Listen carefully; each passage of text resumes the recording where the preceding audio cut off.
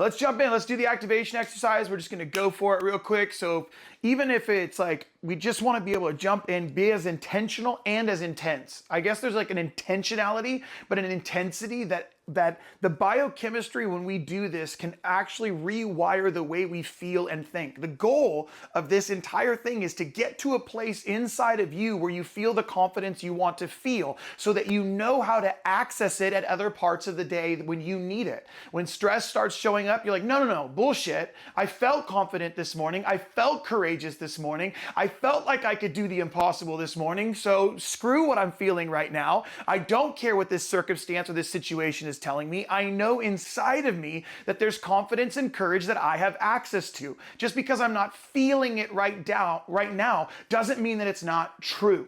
So let's jump into it. We're going to go for it together. So go ahead and get your fists up, get your chest up, get your head up, and we're going to just do the 30 breaths. I'll count off the last 5, and we're going to do it in and out of the nose if you can do so, and then we're going to jump straight into just letting our body sit and hold that breath for as long as you can. So let's jump into it. 30 breaths. I'll count off the last 5. Ready? Go.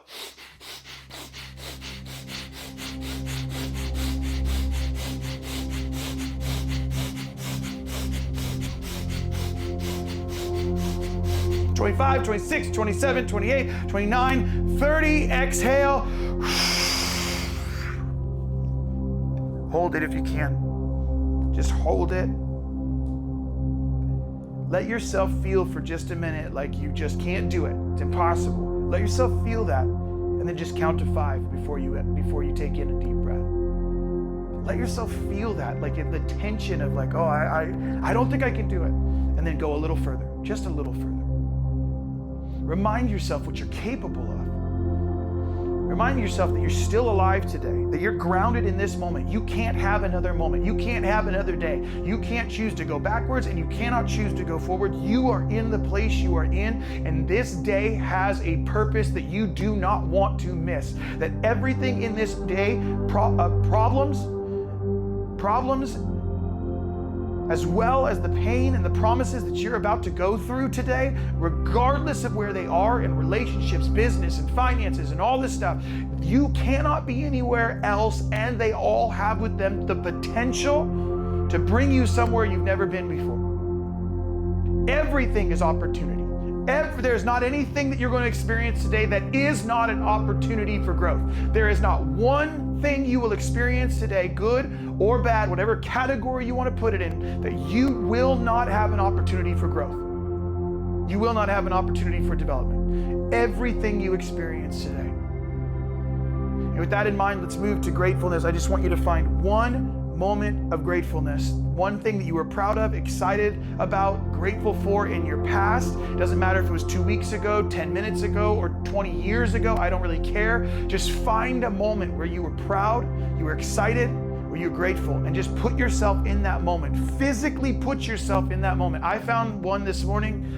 I spent 15 minutes crying. It was just this beautiful moment with my sons, and I had forgotten about it. I wrote over it. I just, busyness got in, and I forgot about that beautiful moment. Find that moment for you. What is that moment? What is that moment that you were just grateful for? And I want you to speak it out loud. Thank you. I just want you to say it out loud. Thank you for that moment. And I want you to feel the feelings of that moment, whether it brings tears or smile to your face, that inner smile that's there. You guys, we always have the availability of an inner smile because not all of our life has been a shit show. There have been positive moments, and we get to choose whether or not we remember them and access them for the benefit of our life today and the circumstances we encounter today. So draw that up from inside of you.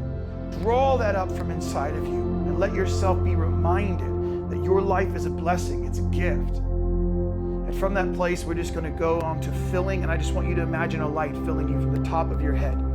Let heaven pour in, let God pour in right now. Let the presence of God pour in from the top of your head, going through your mind, your eyes, your nose, your mouth, down through your neck and your chest, pushing out chaos and disorder, filling you with divine order, purpose, peace. Let it fill you right now from the top of your head all the way through the bottom of your feet. Let it go out through the bottom of your feet, grounding you in the life you've been given. grounding you in this life you've been given, in this moment and in this day. And when you feel that filled in your body, I want you to send it out. I want you to give it to others. I want you to bless others in your life right now, by name, by circumstance. I want you to say it out loud. Start with those who are closest to you and then move out from there. Like ripples when you throw a rock into water, let the ripples of that blessing and that filling coming into you, let it go out to others. Find others in your life to bless right now and say it out loud. Do not keep it in your mind. Remember, the power of the tongue is to build up and to tear down. You can keep it in your head all you want, but everyone in your life is trying to keep you silent. Every enemy in your life, spiritual and non-spiritual, are trying to keep you silent, and this is an opportunity to bless those with your mouth. Your mouth can change environments. Your mouth can change reality when it's connected to new belief systems, when it's connected to the blessings that you are already living in and experiencing. So send those out right now. Send them to the people around you. Pray healing over the people around you. Release healing, release joy, mercy, grace. Just release it right now over every person in your life that you can think of, everyone that comes to mind. Say it out loud and bless them intentionally. Say it out loud. Thank God for those relationships. Thank God for their lives. All of those blessings right now. And then I just want us to move to the last piece, which is just receiving. We want to receive the moments that God intended for us to experience, the success that He destined us for, and we have to see it if we're going to walk into it. So I want us to just see one thing right now that we want to accomplish, whether it's a conversation, whether it's a business transaction, whatever it is that we need to do, one of those things that we need to get done, one of those areas that we want to see success in. I want you to see yourself in that moment of seeing it completed, finished, and successful right now. I want you to see it. What would that look like? What would it feel like? And if it makes you feel a specific way, I want you to do that thing. Throw your hands in the air. I want you to laugh. I want you to say it out loud. I want you to shout. I want you to do whatever you need to do to celebrate as if it's already done, as if it's already finished. And don't play games. There's nobody else. Who gives a shit what other people think? Right now, if you can see it done, say thank you. Say yes. Get in agreement with the life that you've been given. Just because something looks like shit today does not mean it's going to look like shit tomorrow. You are one moment, one interaction, one simple choice away from your entire life changing. And I want you to reach out when you can see it. I want you to reach out, grab it. I want you to pull it into your chest, and I want you to say yes. Say yes right now. Now, just where you are, I want you to just capture that moment right now, because you're doing one of two things right now. Either you're holding back, or you finally feel confidence and courage in an area that you think is going to be hard. Which one are you going to live in? Which one are you going to choose? Which one are you going to stay in? Which one are you going to determine your life around? The one where you're like, I'm just going to hold back. I just don't know. I'm not sure. I don't think that's actually going to happen. Well, all the doubts, all the fears that other people have given us, all the chaos, we can supersede that. We say that God's big enough for that. We say that He can do all things. We say it, we say it, we say it, we sing it, we sing it, we sing it, but we don't want to feel it or live it or experience it or make the decisions necessary to engage with the hardships to gain the life that we want. So let me speak this blessing over us as we transition this morning. Today, things will not go according to plan. Amen? That's it. Like that, we can just stop there. Today, things will not go according to plan, but that does not mean there isn't a plan. I may not accomplish all I intend to accomplish today, but that doesn't mean I didn't get anything done. There is enough time today to do what God has required, to act justly, love mercy, to walk humbly, to be kind to myself and those around me, beginning with my family and my children, and then all the strangers I will meet along the way. I am God's image on earth. His very nature and character dwell within me. As I engage in my day, I will trust that He is enough, and therefore I am enough. So speak that out as we finish this out. I am enough. I want you to say it out loud. Say it out loud. Let yourself hear it. I am enough. I am enough. No, you're not going to be enough in 2 weeks. You're not going to be enough when you have enough money. You're not going to be enough when all of your relationships are in order. You are enough right now, and you have the capacity inside of you to transform all those things right where you are. And I just feel like I'm in so many rooms. I was in a room this weekend that just blew my mind. I mean, I'm around insane people that we can get into at another time, just not even church people. I'm talking like these are like business entrepreneurs. They are from every background, multimillionaires, all sitting in this room. And we brought these tools to this group of men, 35 dudes, and just weeping everywhere. Weeping everywhere because we did an entire fight weekend in 10 minutes. And I got this guy who's weeping and sobbing, and he's crying over this thing, and he's got it. You guys know this. If you guys have all been to a fight thing, they tuck their chests in, right? So this is what we do as men. We go to hiding. And I just said, "Can I touch your face?" And I lifted his chin, and I said, "Grown man cry. Grown men cry with their chins up and their chests out."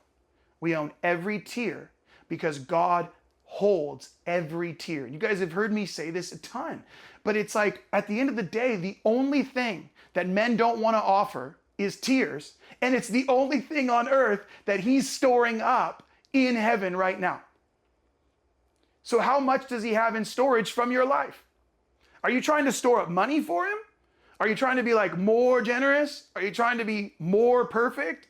The only thing he's keeping is your tears. It's why we keep saying grief is the gateway to masculine emotion, because we just have to grieve the things that are in alignment with who we were fully meant to become. But just because they're out of alignment doesn't mean they can't be brought into alignment, and doesn't mean that we can't do the work in order to have the life we were intended for. And if it sounds like hype, we really are connected to fear instead of faith. And we have to start getting our faith in alignment with the identity of who he says he is and who he says we are. And when we can do that, we'll start to see the radical transformation we were made for. Scotty, what's up? I know I started out by saying I was really pissed off and I didn't want to be here, but honestly, I have a testimony from last week. I told you I had summer camp last week. Well, I was on my way there, and awesome. God wrecked the place. We had a person from Iris there, Shaka Baba, demons, all the good stuff. But we had male cabin time. And we decided to bring everyone together out in a field, and no one was kind of taking the reins. So I said, I'll handle this. I got it. And I started with the activation and the blessing. And as I was doing it, I was thinking of like your goal, your ultimate goal is to create the most badass youth group ever. And yes.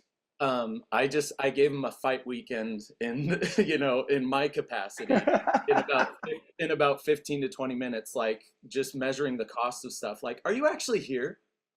How many summer camps do you need to go before you change and love God? How many, you're on the cusp of manhood, and these are going to be important steps for you to take. Are you withholding something? Are you actually a part of this right now?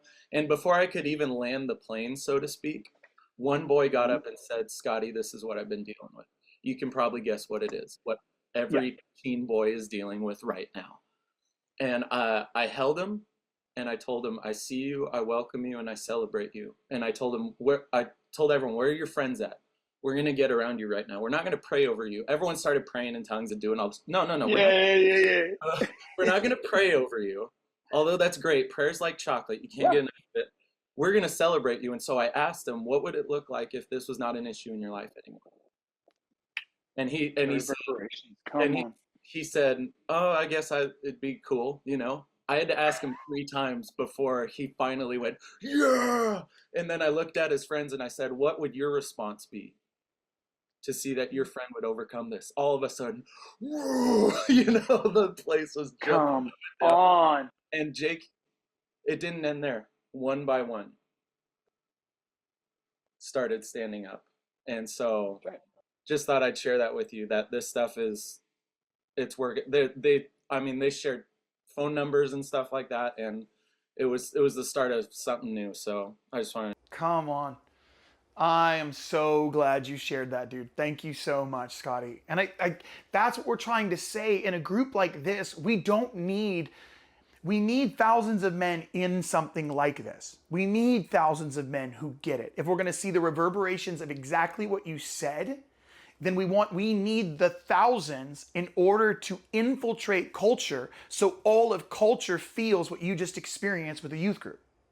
So when we get the numbers of men who are doing this in culture, the reverberations will be men gathering around men to celebrate where they're going, not holding them back because of where they are. And that's the difference. Because the best part about circles of men is I can have faith for you when you don't have faith for you. Because I get to champion you when I'm in a place of brokenness, and you get to do the same for me, because when I feel like a badass, I can remind you that you're one. And then when I'm feeling not like a badass, you get to offer that to me. And when we can do that from one another, it starts to reverberate. And like Scotty said, all of a sudden, one boy at a time, one man at a time, they start standing up and going, I'd like that too. I'd like that too. Where can I be a part of that? And we have to allow those. Dude, I guess it's like how many times we have to say it? It's like, it doesn't matter how you feel right now. If you can be honest about how you feel right now and recognize that you have a purpose greater than the emotional experience you're having right now, and you can pay the cost of living out what you don't feel, that's manhood. That's not the expectation of the feminine. That's the expectation of the masculine. And it's not because we're repressing our emotion, we're engaging with it and using it as leverage to get where we want to go, not repressing it and using it as an anchor to keep us tied to where we are. Those are two different ways of engaging with our emotions and our feelings when it comes to living this out on a regular basis and developing the life that we were created for. We're going to be going into the Magician Sage this week, and this is a totally different beast, which I love this one because I feel like the last two, it's like king, yes, warrior, yes, magician, weird, lover, not sure. You know, it's like, it kind of like decreases a little bit. You're like, all of a sudden you're like on shaky water with men when you get into these other ones. But let's talk about it real quick, and we'll get some questions going. So this is the side of the pyramid that offers us two things. So I call this, or they call this the magician here. And again, we're still going through the book, King, Warrior, Magician, Lover. If you haven't read it, please grab it. You guys, it's great. And then the boyhood version, or the immature, is the precocious child. Okay, so now we have the immature piece down here. And as you guys know, there's the active and the passive sides, which we are going to cover this week in daily drives. So the goal, again, for just reiterating this for everyone, that we start with the immature, the boyhood version of this, and we are growing into the masculine version. We're not trying to get rid of the boy. We are trying to integrate the boy, which is hugely, hugely important. But when we get into times of stress, or we get into times of fear or anxiety, or even sadness, what happens is, even if we've made progress here, we slide down into the immature or active or passive, unhealthy shadow sides of these archetypes. So remember that the goal isn't like, oh, I'm the best ever and I do it perfect all the time. The goal is awareness. Remember that if you saw something in the active or passive side that you don't like about yourself, it's not because you're bad.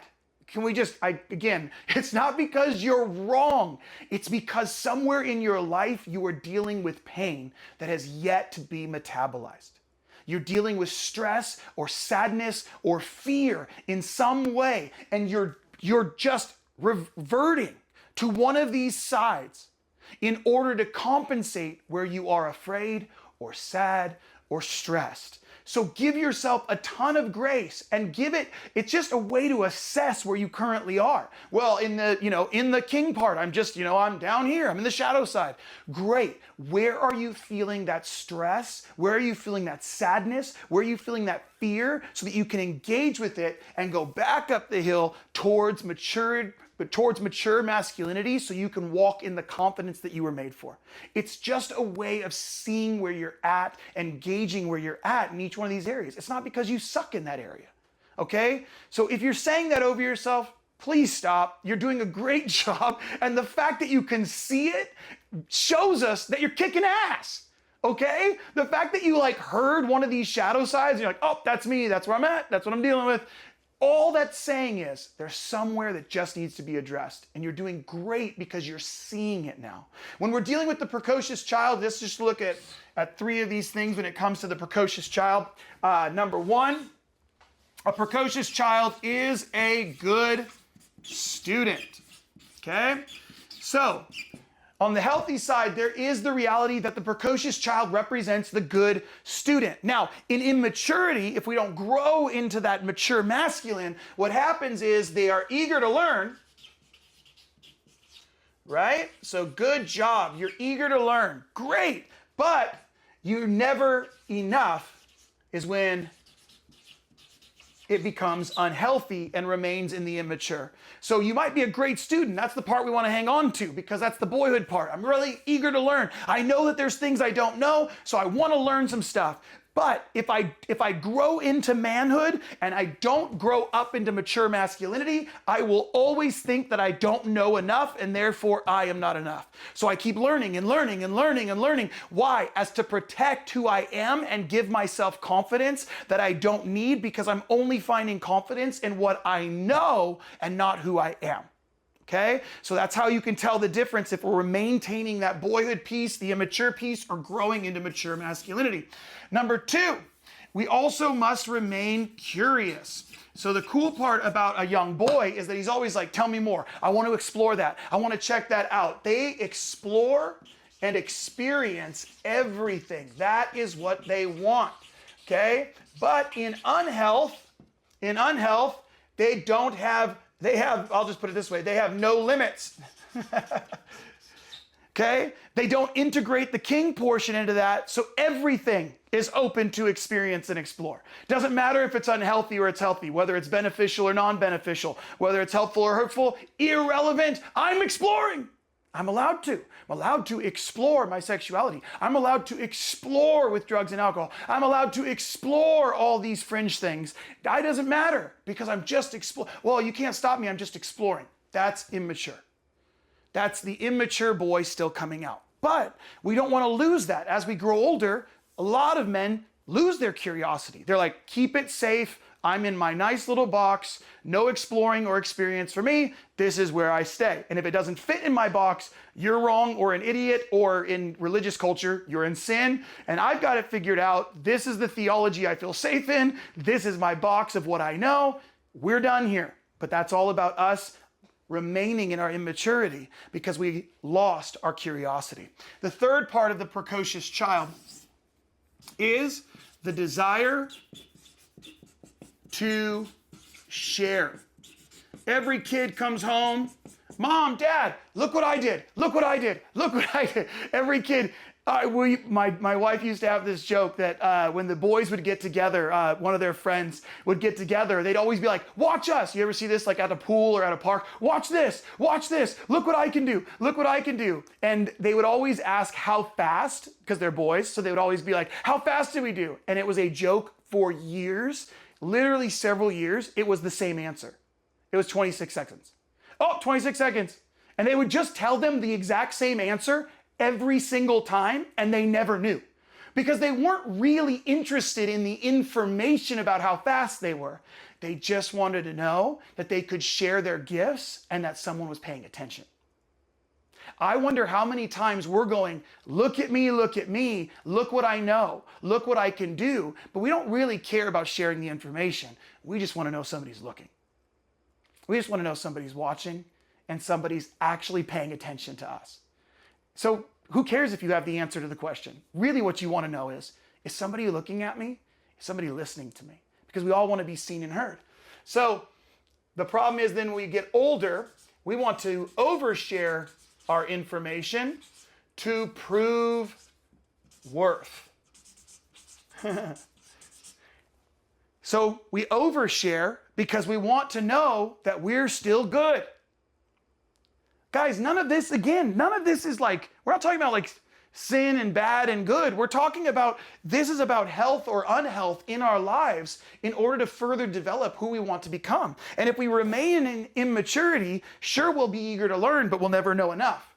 We'll be curious, but we won't have any limits. We'll totally want to share, but then we'll keep oversharing because we don't know how valuable we are. And we keep this cycle, and that is the immature version of the magician. Or we call him the sage or the priest. Honestly, just whatever you're comfortable with. I personally like magician because I think that when you're able to engage in this way of living, it feels like magic. So what does it look like to grow up and be the magician? First of all, does anyone have any questions or insights? What stood out to you in this boyhood part? Anyone that want to share, just turn your microphone on. What stood out to you when it comes to the precocious child? I have a question. Go. Yeah. It does it ever become unhealthy to pursue so many things, let them go and try a new thing and just like kind of keep going to trying a bunch of new things? No. I don't think at all, unless you're still trying to prove your worth. So I think jumping from one thing to the next simply for the sake of growing your knowledge and growing your understanding and you want to learn new things, I think it's beautiful. But the problem is what's the motivation, right? Because obviously we know what's going on in here is the reason that we're doing things out here. So what's the motivation? Because for me, I have a ton of books, different fields. Nikki calls it chasing butterflies. So Jake chases butterflies all the time. And I love learning things that I'm probably never going to use, but I like to continue to know them and to grow. But I'm not doing it so that so that it's like, look at me. Now there have been times I do. So I have to know the difference in me and allow others to speak into me when they can see me trying to prove my worth through how much I know. And that's why I'm doing it. Does that make sense? Okay. Cool. So what does healthy sharing look like, Jake? Oh, I think healthy sharing is like, I go by the rule, don't give an answer to something that nobody's asking. So if you're in a group and nobody's asking the question, but you're sharing information, they don't give two shits. And you're doing it because you want somebody to look at you. A lot of it is our insecurities showing up. And so we have to recognize in ourselves, we have to become more self-aware so that we can go, oh, I'm sharing because I want to be seen. But if somebody's asking the question, that's no, bad, right? That's not a direct, it's not bad, it's just immature. It's again, like we're not dealing with bad or good. Like you're wanting to share because you're wanting to be seen and know that you have value in this place. But I'll tell you this, like I've said this before with drinking too. The most dangerous dude at the bar is not the guy who's pounding a bunch of drinks. He's not dangerous at all. The dude who's dangerous is the guy who's been sipping on the same drink for 2 hours and he's sitting in a corner and he's having a conversation and he is good where he is. Because when something pops off, that dude is dangerous. Not the drunk dude who can drink 20 beers and be okay and I'm fine, which is never the case really. But the dude who's like, I'm just hanging out, same thing I'd put it within theological circles. The most dangerous person in the room is where everybody else is having this deep conversation and lots of information is being thrown around, but there's a dude who's sitting there saying nothing until he's asked. That's the dangerous one. In a good way or a bad way, Dave? Oh, in a good way. He is the most, because he's probably the one carrying the most knowledge. Why? Because he never needs to give it until he's asked. If you don't want the knowledge I have, that's where we're going to get with the magician. If you don't want the knowledge I possess, I'm not going to give it to you. And I will not give it to you until someone asks me for it. That's mature masculinity. It's like if you want what I have, I'll give it to you all day long. But if you don't come and ask me, it's not worth giving it to you because you're going to waste it anyway. So go ahead, Bart. Let me jump in here and share on oversharing. Yeah, that's a great way to think this. So I've noticed, like, as you're saying this, because you're bringing it to the forefront, I think I used to do this a lot just because I was just trying to process what was going on in my own head. Had no idea. Did that for like years. You know, when my marriage fell apart to my son's mom, I legitimately called one of my old friends. I'm like, dude, I'm so sorry that I just dumped on you every day for months on end, Yeah. because it was never proactive. But now I'm wondering, how do I identify what it is? Because now I don't feel like I share much of anything. Well, yeah, and I think the difference is I think you want to be aware of I'm trying to process something out because I don't fully understand and I need your input. That's different than going, hey, I'm going to share something because in this group, in this thing, I know something that you all need to know. You know what I mean? Now, when we're asking for it in a group like this is different. We're saying, hey, what are you seeing? What are you hearing? What stands out to you? We're inviting it. But when you're going into conversations going, hey, I know this, and it just cannot be questioned because I know everything, those know-it-alls, because that's going to be one of the, it's going to fall down here into the know-it-all category. It's like, no, I wonder if what you're describing is I actually just need a man to process with. And I am over asking maybe, but it's because I'm deeply scared. And it's not a dump. And if he's a real friend, it's not a dump. Like my real friends can never dump on me because they're my friends. Does that make sense? Yeah, I can see what you're saying. I'm just wondering why I don't share that. Maybe it's just I don't have that connection with anybody anymore. And that's the point, is we're developing that piece in groups like this because the goal is we want to be able to know that, like, where can I just say everything I need to say because it hurts, because I'm afraid, because I'm sad. I just want to be able to share it all. And then because that piece is completely different than this. Because that's actually the opposite or antithesis of this. It's me saying, I don't know, and I really want to learn. And that's why I think a lot of men miss that, because they don't want to be little boys, because they don't recognize that it's actually the mature little boy. He's immature, but he's necessary. And part of that little boy that's necessary is, hey, dude, I don't know everything, and I'm freaking terrified because I think it's blowing up my life, and nobody's helping me. Will you help me? That's the beauty of a little boy who's saying, I'm really eager to learn, and I know I don't know everything. Does that make sense? Okay. Go ahead, Sean. Yeah. Where is embellishing your story or your information part of this? Yeah, great insight, dude. Way to say that. Absolutely. Good job, Sean. Yes, because what it is I'm going like, I basically take my experiences, then I leverage them to overshare so that I look better in groups of people, which is still completely immature. So I take the knowledge and I overshare it and embellish on it because I'm still trying to prove I should have worth. You should see me as a sage. You should see me as a magician. You should see me as a priest because look how amazing I am. And 10% of that's true, So great insight. That is 100% accurate, Sean. Go ahead, Shane. So I understand that it usually comes like internal. What is your internal motivation? But what is the difference, or how do you heal or move to the right place if you're not sharing information? Both. I mean, I've definitely operated in the time where it's like I'm not sharing because if you want it, I have it, but I don't want to give it to those who don't. But I remember specifically when I was younger, there's many times I didn't want to share information out of fear of them not hearing me. And it's like, well, where's that balance, or how do you heal that, No, what's awesome is you're bringing up something beautiful, which I was going to discuss later, but we can tie it into right now, which is, remember, this is one side of a four-sided pyramid, correct?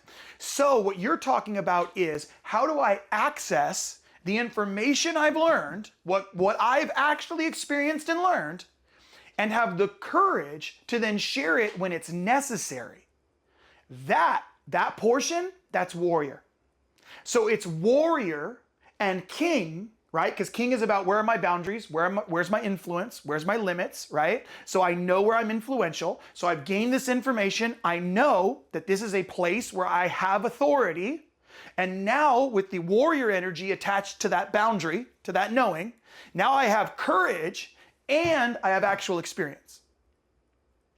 So you see, they start working together.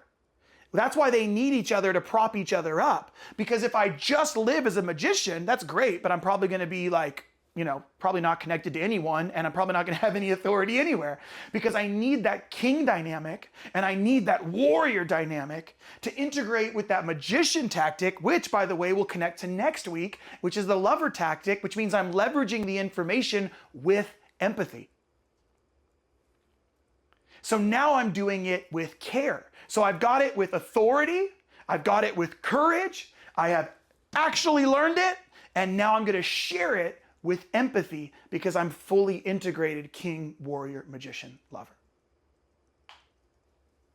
Yep. Dustin, one last question, then we'll get to the mature part. Go for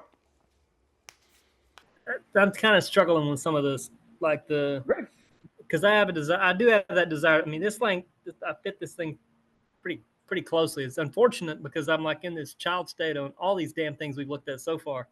I'm 50 something years old, so it's kind of an embarrassment in that regard. But the desire to share, 'cause my wife and Pam and I were talking the other day and having a conversation. I shared something with her, and I've done this a couple of times, like I told you about the thing last week. And she she went off and got pissed off. She's like, you think you got all the freaking answers to everything. And so why are you even coming to me? She said, you need to learn to ask questions. That's a great, honestly, Dustin, this is what again, marriage is the most beautiful and painful relationship we will ever have because she's giving you access to wisdom, using your knowledge married to wisdom, which means you may know that. But when we approach it, like I said, with the lover, we approach it not with just courage, not with just boldness, but we approach it as a continual student. So I approach it with empathy because especially if that information is about her, then I'm engaging, or our relationship, then I'm engaging with it as to learn, not as to tell. So you can still say it boldly. Hey, I just feel like this. Does that make sense? Hey, you know what? I'm experiencing this crazy thing. Here's what I'm experiencing. What do you think about that?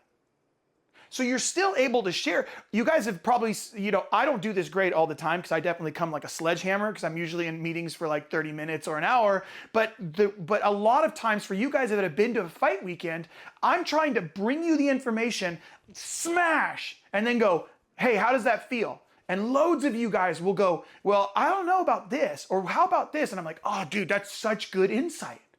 Wow, that's amazing. I didn't see that. You know what I mean? Even Sean saying what he shared. I'm like, oh yeah, that's totally a part of this. I didn't have that in any of my notes.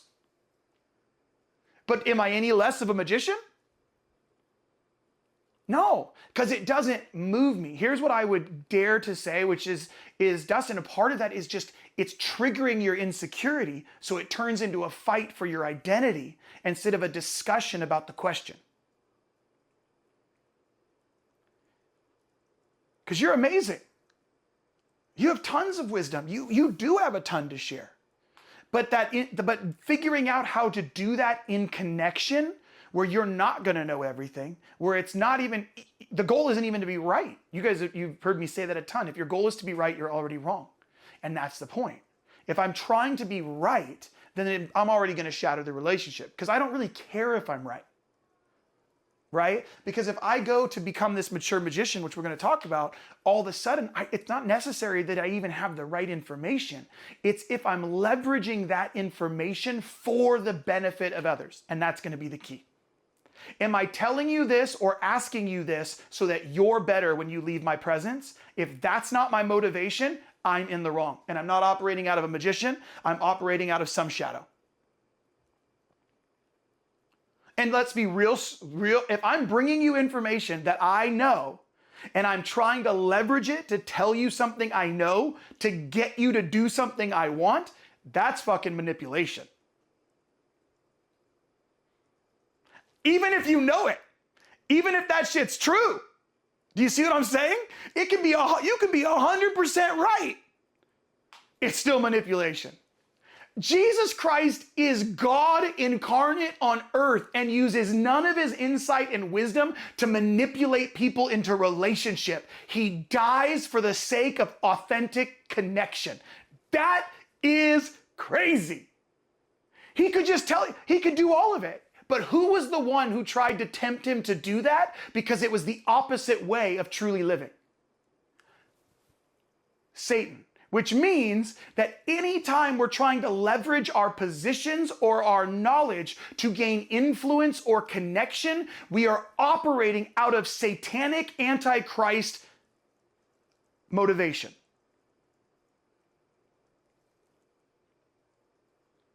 So we have to look at ourselves. That's a strong word. It's just, but we see it. Yeah, but it's kind of effed up.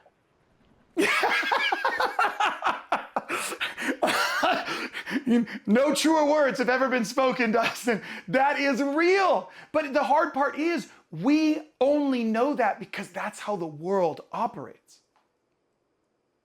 We're living in that, both in the church and out of it. Leverage your authority and your knowledge to gain the influence and relationships you need to further your agenda, not to benefit someone else. And the entire goal is my life as a mature man is to live for the benefit of another. Period. End of story. That is how I'm walking in maturity. That's my gauge. Am I trying to get something out of this connection with a businessman? Am I trying to get something out of this connection with a friend? Am I trying to steal from you, or am I trying to leverage what I know in order to make your life better and to make sure you feel seen and heard? If I'm not, I'm operating in the wrong spirit. Not only that, I am ultimately trying to manipulate you and control you, which will never work out. Let's move on to the mature part just to make sure that we get through this morning, because we only got a few minutes left and we spent a lot of time here, but I want to make sure we get to the mature part. So as the magician, this is your Obi-Wan Kenobi. This is your Merlin from the Arthurian tales. This dude is the one who is leveraging his knowledge and his understanding to do this thing first, which I love, which is build. And so I put up here that they're builders. Okay? Because these are the builders of people, things, and businesses. Okay? I think that's too many S's, but it's okay. These are our ritual elders. Okay? This is the part of men that becomes a ritual elder because they gain knowledge, they gain understanding to leverage an entire generation they will never see. They're builders. I'm not using this knowledge for me. I'm using this knowledge to build something or build someone that will outlive me. Again, now when you marry that to the king, you marry that to the warrior, all of a sudden you've got this knowledge inside of you. That's why men want to take shit apart just to see it get taken apart. That's the magician energy. I want to take it apart. That's why do you think every man in the church is like, wants to ask one question every weekend? Why? Every man in church just wants to ask, well, why? But why? What? That's magician energy. That's not rebellion. That's magician. That's a part of the core archetype of man, is to go, if I take this apart, how many bolts are going to be inside? How does this thing work? Men want to do that, not just with stuff or things, but with people, with God, with systems, with structures, with their own marriage, with their own kids. They're builders. You're a builder. You're a builder. Number 2, they possess secret knowledge. And I love this. I'm going to read this from the book, but it says it this way. It says, That whether you are an apprentice training to become a master electrician and unraveling the mysteries of high voltage, or a medical student grinding away night and day studying the secrets of the human body and using the available technologies to help your patients, or a would-be stockbroker, or a student of high finance, or a trainee in one of the psychoanalytic schools, you are in exactly the same position as the apprentice shaman or witch doctor or tribal societies. You are spending large amounts of time, energy, and money in order to be initiated into rarefied realms of secret power. You are undergoing an ordeal, testing your capacities to become a master of this power. And as is true in all initiations, there is no guarantee of success. The point is so many of us are going to church, going to become disciples so that we can access the power that God promises to leverage it in our lives for the benefit of others. That's the goal of discipleship. That's why we don't make converts, we make disciples. We make disciples because we go know the power of transformation so that we can offer it to others for the benefit of their life, their family, and their lineage. That's what we do. That's what men do. They go after this secret knowledge. They go into training. What? Training and apprenticeships earned and learned through submission. See, that's the point, is we should submit to something or someone bigger than us so that we can learn things that will benefit others through this secret knowledge. That's why you're going to see this week, a lot of people, including a lot of pastors, are leveraging their secret knowledge to manipulate others into systems and structures that benefit them instead of the individual. That's shadow.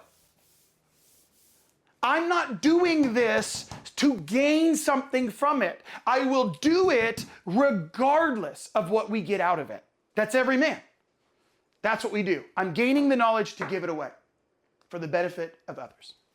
3, non-dualistic. Nobody's ever heard me say this before. Mystery and tension. They do not settle for simple answers. This is the part of manhood that says, I don't need it to be black and white. I don't need right, wrong. I need connection and understanding to the very thing that's sitting in front of me. I want to understand it. I don't need it to fall into a category or into a box. I just want to engage with it. And to end, because we're getting over our time, the whole goal, this whole thing comes together in awe and wonder. You will know you are accessing the magician in a very real way when your life has mass amounts of that. That's how you know.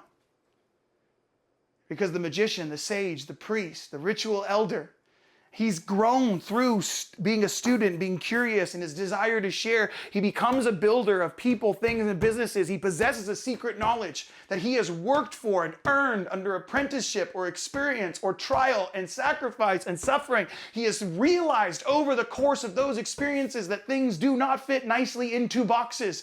And when he lives from that place, connected to that energy and that archetype inside of him, he realizes that everything is a teacher in his life.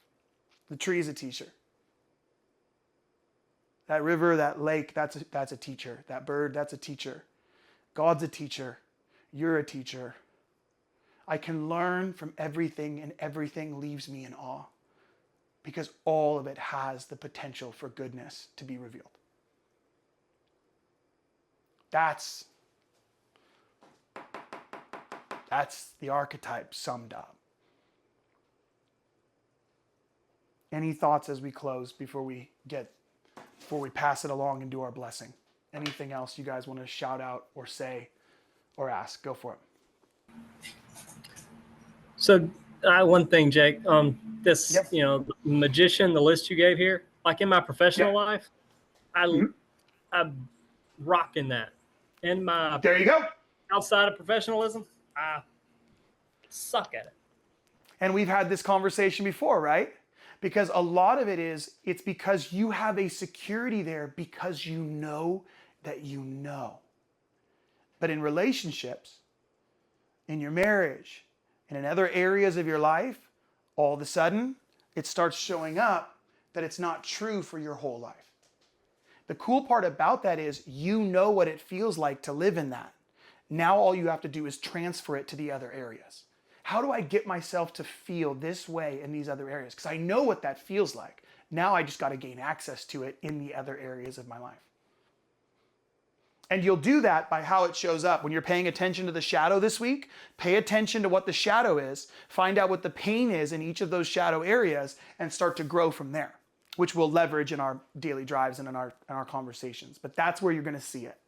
Okay, it shows up in this way. Great. What's the fear? What's the sadness? What is it? What am I protecting? What am I afraid of? Go ahead, Shane. Is there a negative place that it falls when you almost like get overwhelmed or disheartened or whatever it might be, lack of motivation when you recognize how much you don't know? You enter into an area and you're like, man, I know so little in this area. Is that like a coach's child too?